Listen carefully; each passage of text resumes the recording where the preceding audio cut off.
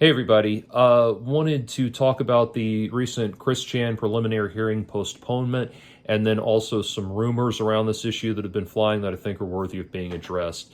Um, First of all, as always, I begin with a disclaimer that I have principled reasons for referring to Chris Chan using masculine pronouns and his masculine name. And the reason for that essentially is that I do not believe that he is legitimately a transgender individual. I think this is something he has been gaslit and coerced into doing and does not actually understand what it means to be a transsexual. For more on what I'm talking about, please look at my original video called "We Need to Talk About Chris Chan." Anyway, it is not in any way meant as a mark of disrespect to anybody, and if I were in Chris Chan's presence, I would use feminine pronouns.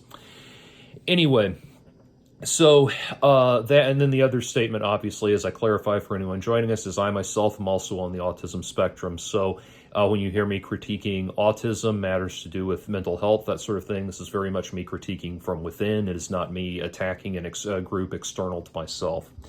And that's Mitzi. Anyway, so the first thing I want to get into before the content of the video is actually I've gotten a really, really positive response to these videos, and that really means a lot to me, especially as somebody who has been known for trying to stoke controversy in the past and blow things, way out of proportion for the sake of being inflammatory and all that. I'm very pleased with the just consistently positive response these videos have gotten, and it means a lot to me to hopefully be a voice of healing in all of this. One user in particular, Lord Shadrach, sent me a very nice video that he made. I'll link it in the crotch bar, but sent me a very nice video that he made commending me, and I appreciate that a lot. I really do. And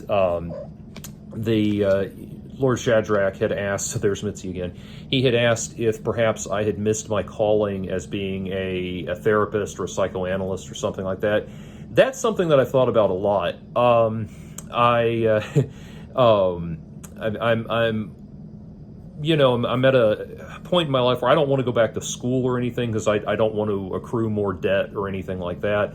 But I've thought about things like that, and that's something that's psychoanalysis and psychology and the human mind is something that's very much of interest to me. I've watched countless videos on Carl Jung and that kind of thing.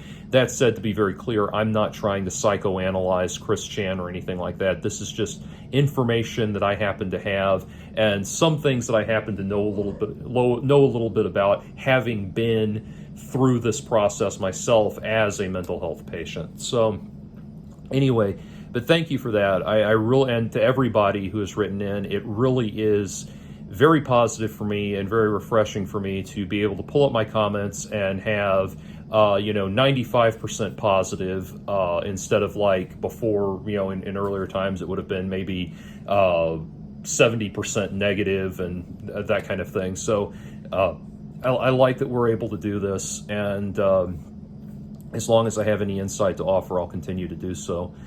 That said, so getting into it, the postponement of his preliminary hearing, to be honest, this is really something that should be, everybody should just get comfortable with. We're going to be seeing a lot of this stuff. The idea that there is such a thing as a quick and speedy trial sounds nice on paper, but we just don't play that way anymore in this country, unfortunately. So there is that. Now, the purpose of the postponement is to complete mental health evaluations. I think it's very obvious that the defense is going, as it has been all along, that the defense is going to either try to cop an insanity plea or make some kind of case that Chris Chan is not a competent individual, and that will be a very easy and honest case to make. The thing I would say, though, one thing is, let's try to be realistic about what to expect from this trial. I know that a lot of people are watching this with morbid fascination. What's he going to do at the trial? What's going to happen at the trial? Will there be some kind of insane meltdown? Some kind of out of control, wild occurrence that makes you imagine the theme music from 12 Monkeys playing in the background, that kind of thing. And it's just not realistically going to happen. The courts are aware of that, the potentiality for things like that to happen. They don't want to deal with it. And they're going to, one of the things they're determining right now will be whether or not Chris Chan is even competent to stand trial. It may never even get to that. And so that's something to consider. I know the metaphor that everybody has been, or the analogy that everybody's been bringing out is that it's going to be like the last episode of Seinfeld, where all of the recurring and guest cast members come back to testify against George Kramer, Jerry, and Elaine. It's not. I don't think it's going to be anything like that at all. I get that would be wishful thinking from a morbid fascination standpoint, but really, I don't think it's going to be anything like that. And to be honest, there was one thing. There's one thing somebody said that I actually thought was really funny was, wouldn't it be great if Liquid Chris came and testified in character? That actually made me chuckle. That actually would be funny. Your Honor, that man is a liar. His name is Ian Brandon Anderson. That actually would be funny. But anyway, that said, I don't think that we're going to see any fireworks like that. This is not going to play out like a Hollywood movie. It's really not. It's not going to play out with a lot of drama. If Chris acts up in court, what's going to happen is the judge is going to tell him to knock it off. And if it gets to a point where, if the judge were thinking that Chris were a competent individual, what he would do is find him in contempt of court and put him in jail, which isn't much of a deterrent because he's already there. So probably what's going to happen is they're just going to determine that Chris Chan is not competent to stand trial, or they're going to get him to cop a plea bargain or something like that. It's not going to be as fascinating and spectacular as anyone would hope it would be. And suffice it to say, that's really what we need. This is, this should be as much a referendum on the people watching Chris as it is on Chris himself. And like I said, I'm not going to lie. If he does go to trial, I'll be watching with morbid fascination like everybody else. But we need to stop and think about Chris Chan, the cultural phenomenon, and how, this is something that this mass insanity, or this mass push for the public insanity of this individual has been something that people have been pushing for and cheering for close to 20 years now. And we need to really stop and think about the fact that despite his own problems and his own demons, Chris Chan is ultimately, Chris Chan, the cultural phenomenon, is ultimately an outgrowth of a larger sickness that we, the public, especially the internet using public, need to deal with. And so knowing that, we need to really gate check ourselves on how we're watching this trial and how we're understanding it unfold. And the other thing I wanted to talk about is there's a rather unfortunate rumor about this situation that's going around, and I would normally say we can dismiss it and forget about it, but given that, or forget about it until it maybe proves true, but given the fact that so much about Chris Chan and about this current situation has proven true, so many of the rumors have proven true, it's worth considering and it's worth thinking about this. And what I'm referring to is there's a rumor going around that, or a suggestion, I guess, going around that perhaps what was happening was that Chris Chan was drugging Barb or otherwise manipulating her, denying her medication or overdosing her medication or something so that he could get the result he wanted to make her compliant with his sexual interests. Normally, I would say, like I said, normally I would say we shouldn't look into this, but because of the potentiality for this to be a factor, I think it's worth examining our potential reactions to it before we get to it. Because here's the thing. If that comes to pass, if it comes to pass that that is the case, the public reaction will be a very understandable and justifiable backlash, because now it will move out of the realm of Chris not understanding what he's doing and into the realm of Chris being a very cold, calculating, sinister individual who was really and genuinely manipulating somebody for his own nefarious sexual purposes. It's going to put Chris into a very different category of understanding.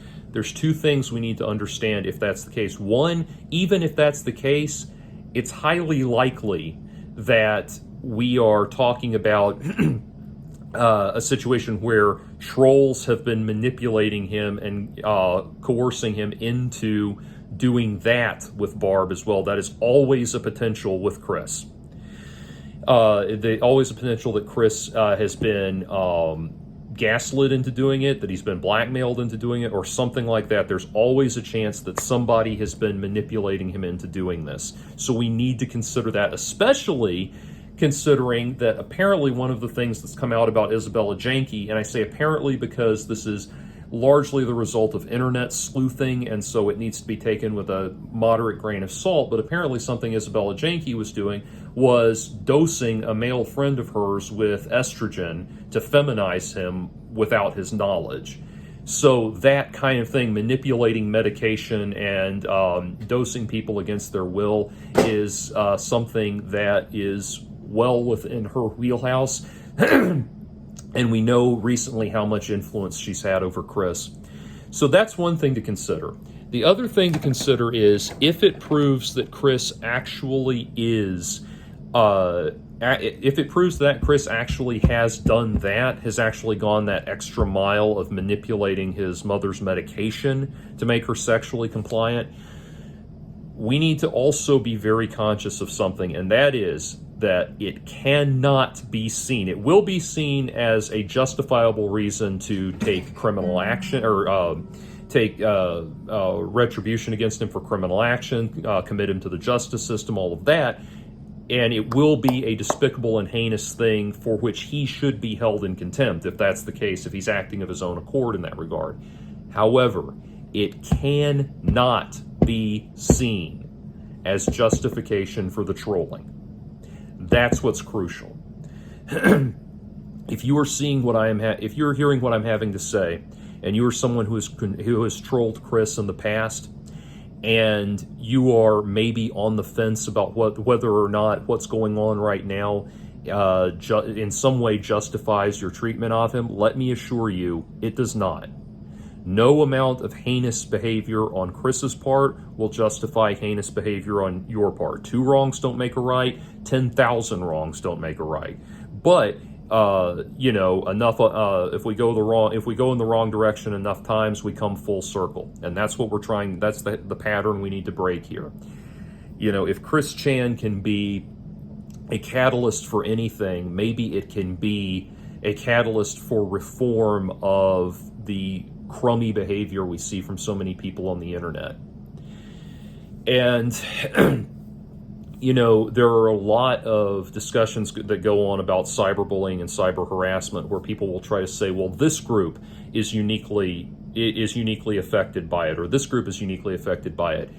All of these different groups are certainly harassed in manners that are predicated on the demographics they fall into. Whatever your handicap or your political affiliation or whatever it is that distinguishes you on the internet, that's what people are going to harass you for. So we need to pull the scope back enough and say that this is an overarching universal problem, that we're in a situation where everybody is either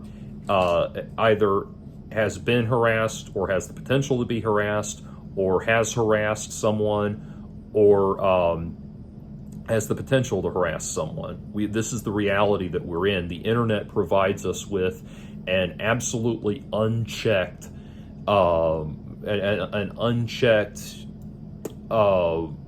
ability to put ourselves and our ideas out there, and it really is bringing out, I think, a very primal id in all of us, a very base level id that just brings out our worst, most primal tendencies, and that's what we're seeing on the internet.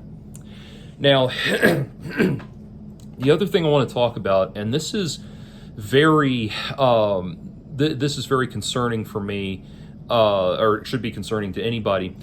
But I want to talk potentially about that reality that Chris, in this situation, what are we dealing with if Chris has, and again, I want to say this is not to vilify Chris Chan, this is a possible situation that I want to kind of hopefully shed some enlightenment on, or give some better knowledge of before it becomes a reality. But anyway, if Chris turns out to be that terrifying individual that people are concerned he may be, someone who really and truly was manipulating Barb's medication.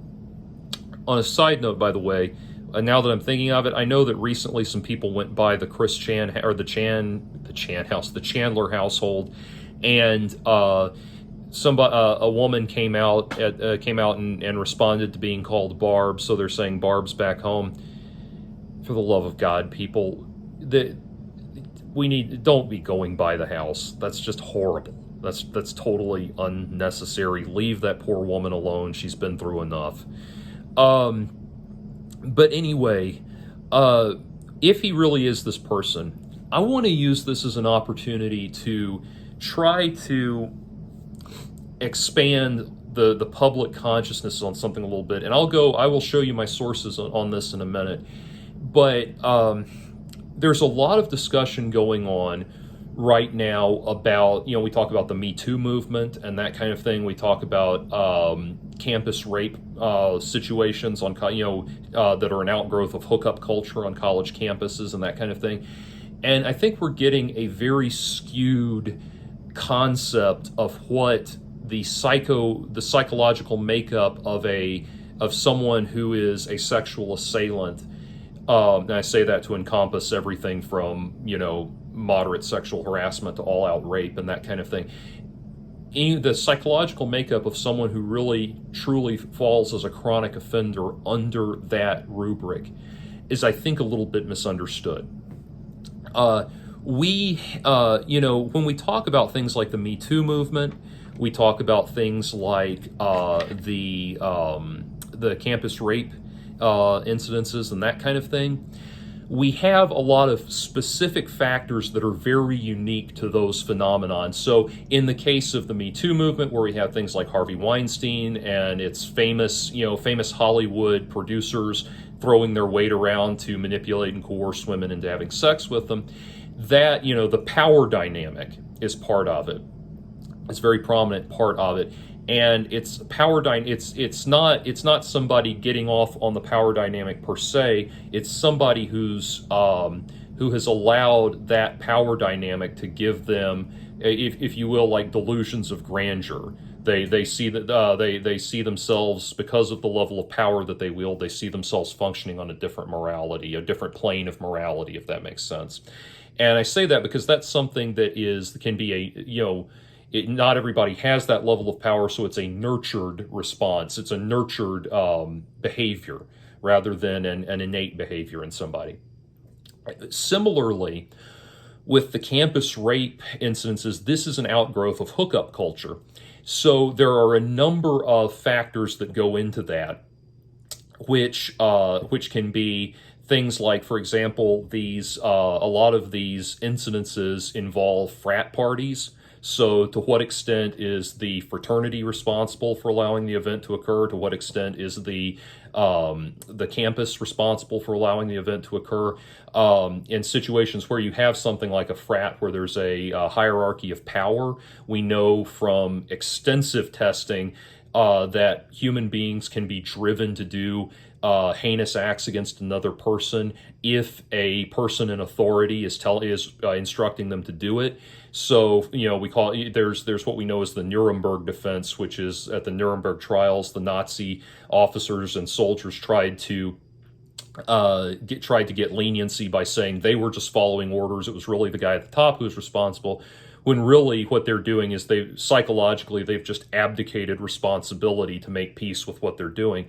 So in a similar context, if you're a drunk college freshman at a frat party and the active who is the head of the fraternity is telling you to go do something, to what extent does that involve in it, that kind of thing. Those larger power influences, to what extent is it an issue of young people who are out on their own for the first time, not understanding the rules of engagement, that kind of thing. So you have, and I bring all of that up to say, you have issues there that are larger social factors above and beyond just the sexual assailant choosing to harm another person. And understand very clearly that is not in any way, shape, or form meant to sound like it's suggesting that behavior is okay. It's not under any circumstances. But it does help us understand what's actually going on. Think of it like, because criminal psychology, in a way, can be seen as falling into two groups, which is one-time offenders and chronic offenders. Think about a murderer, for example. A murderer can be somebody who gets in an angry altercation with somebody, overreacts, and kills them. Or versus somebody who's more like a serial killer who kills pathologically, and they're doing it for a whole other host of reasons. They're both cases are murder, but the psychological criteria is very different. We have to evaluate, and that's one of the things that has to be evaluated in those psychiatric hearings, and also or those psych evaluation sessions and the preliminary hearings. All of that is, to what extent, if Chris is guilty, to what extent is he likely to reoffend? That's going to be the big question. And like I said, the one-time murderer that got caught up in a bad situation, you can make an argument that person might not reoffend, versus the serial killer who's got this track record, and you can say, well, obviously there's a high likelihood they will reoffend. So those are all things that have to factor in. And the reason I want to bring that up and separate chronic sexual, the psychology of a chronic sexual predator from people who may find themselves in a one-off situation or an unexpected situation like that, or a unique situation, which is what we're talking about with Me Too, and the hookup culture problems and all of that. Those can fall into a potentially different category because, like I said, we're talking about social dynamics. We're talking about larger social dynamics that are going on that are influencing the actions versus pathological behavior. And this is where part of the reading that I did on this. See, I'm a writer. I write fiction and nonfiction. And I write a lot of stuff that deals with crime and the criminal element and that kind of thing. And one of the great resources for that is a series of books called the How Done It series. And these books are probably about 30 years old at this point. Actually, they're very much devoid of any kind of political correctness, and in this regard, that's actually a good thing because there's nothing sugarcoating what's being said. It's just very blunt, potentially disturbing information. And so these are guides. These books are guides for writers on how the criminal world works, how the criminal mind works. So, for example, this book, Modus Operandi, is about how criminals work, how they plan and execute their different types of crimes and that kind of thing. Kind of like the Larry Lawton YouTube channel, that sort of thing. This one, Body Trauma, is about, it's a writer's guide to wounds and injuries. It's about, how the kind of, different injuries obviously will have different effects on the body. Being shot in the chest, right here in the chest, has a different effect from being shot down here or in the leg. What kind of bullets do what damage? What is the ballistic impact of those bullets? What's the effect of a stab wound here versus a across the chest slice, that kind of thing. All of these questions, that's what this seeks to answer, and a lot more.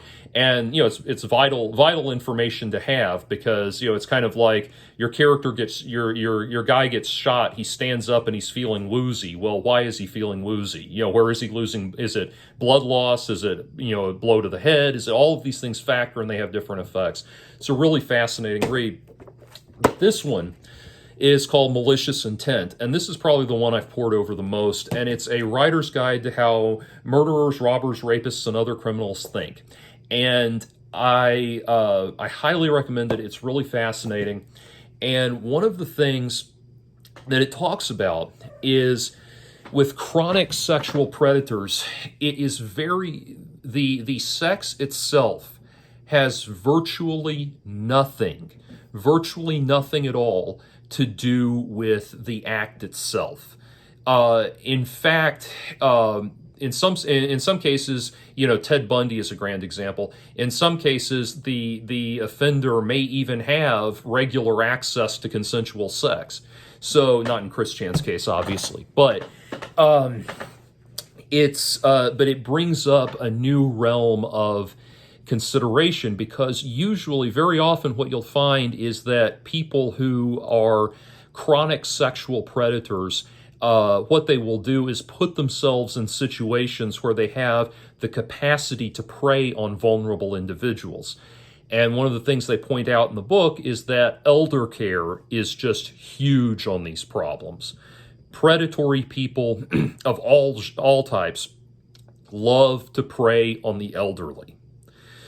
There was a news report, I believe it was in Mississippi, that I read about one time. This blew my mind. 3 nurses were arrested at a nursing home for running a fight club at the nursing home they worked at. Like, they were setting up the patients to make them fight with each other for to get the medications that they needed and food and things like that, which sometimes you just hear about something that just totally opens up a new realm of human cruelty that you didn't even think was possible, Anyway, I bring all that up to say that we need, if we want to understand what's going on here, we need to look at the rubric of sexual predation that is that would be more common, I think, in chronic criminal behavior. And I bring that up because, as I've said before, Chris Chan, whatever the case, cannot be allowed to return to the general population unchecked. If he is not in prison, he's going to need round-the-clock care for the rest of his life, and he cannot have access to his mother. But elder care is, like I said, it's a huge place where for sexual assailants, for manipulators, con men who want to screw old people out of their money, that kind of thing. Elder care is a huge just marketplace for this stuff, and that's something we really need to think about and really need to consider. Again, going down, that's what I'm really hoping. If we want to see a positive resolution to this, or any kind of positive, proactive resolution to this, the reason this has gotten as far as it has is because nobody in any position of authority has ever wanted to deal with Chris's antics. No one has ever tried to get him the help that he needs. I mean, there have been very milquetoast attempts at getting him help, but no one has ever really committed to getting him the help that he needs. And nobody has ever really taken the time to fully understand the problem. And it is my sincere hope that they will take the time to evaluate it from this lens, because, like I said, one of two things is happening. Either Chris Chan really is a horrible monster of a human being, or he's being manipulated by a horrible monster of a human being. I'm still willing to give the benefit of the doubt and go to the latter. And so those are my thoughts on the matter. I really wish, I know no one's going to listen to what I say in this regard, but I really wish people would leave Barb alone and just stop. I mean, I get the fascination with Chris, but my God, this woman has been through more than enough. So I really do wish that people would just leave her alone. And again, in summary, we're dealing with very, very serious things, which is what I hope is getting across here. And I really do hope that that ultimately there can be some kind of referendum and reformation on how people interact on the internet, because it's you know, I'm somebody who has gone down both rabbit holes. I've been on the giving and receiving end of all that shit.